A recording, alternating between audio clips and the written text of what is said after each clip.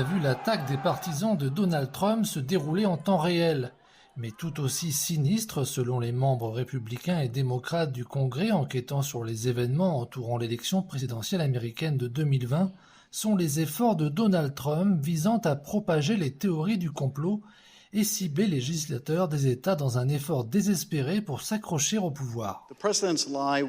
Les mensonges du président étaient et sont un cancer dangereux pour le corps politique. Si on peut convaincre les Américains qu'ils ne peuvent pas faire confiance à leurs propres élections et que chaque fois qu'ils les perdent, elles sont en quelque sorte illégitimes, alors il ne reste que la violence pour déterminer qui doit gouverner. L'intimidation a précédé les violences du 6 janvier.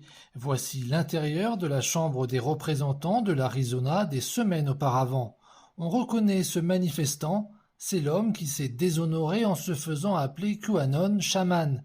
Lui et d'autres sont entrés illégalement dans la Chambre en appelant son président républicain Rusty Bowers.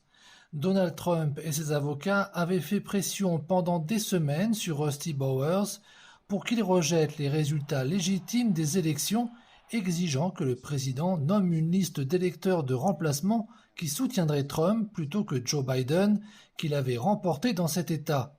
Les avocats de Donald Trump ont dit à Rusty Bowers de laisser les tribunaux décider. J'ai répondu qu'il me demandait de faire quelque chose qui n'avait jamais été fait dans l'histoire des États-Unis. Et je devrais y soumettre mon État sans preuve suffisante. Et ça devrait me suffire amplement. Rusty Bowers a tenu bon, mais il a depuis été la cible constante de Donald Trump et de ses partisans enragés.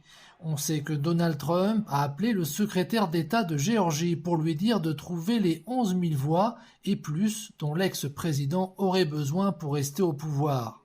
Brad Raffensperger, qui a voté pour Trump, a refusé. Donald Trump est resté en ligne avec lui pendant 67 minutes. Ce dernier a répliqué avec 4 mots simples mais vrais.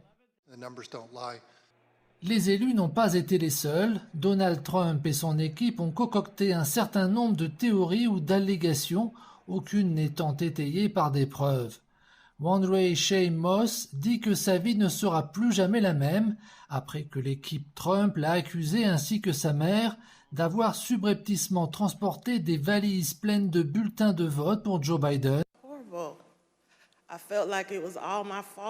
Et tout cela n'était en fait qu'un mensonge de Donald Trump et de son équipe. Mais ce mensonge a causé un monde de souffrance à Wandray Shea Moss et à sa mère, qui avaient servi pendant des années en tant que responsables électorales, après avoir été inondés d'attaques en ligne. Those horrible things, that they include threats?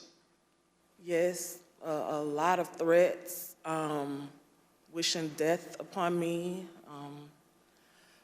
telling me that, I'll be in jail with my mother. En fin de compte, elle et sa mère ont toutes deux démissionné, ne supportant plus ces attaques. Les audiences qui se poursuivront jeudi porteront sur les efforts de l'ancien président pour faire pression sur les forces de l'ordre dans le but qu'elles interviennent et lui laissent le champ libre pour qu'il prenne la Maison-Blanche.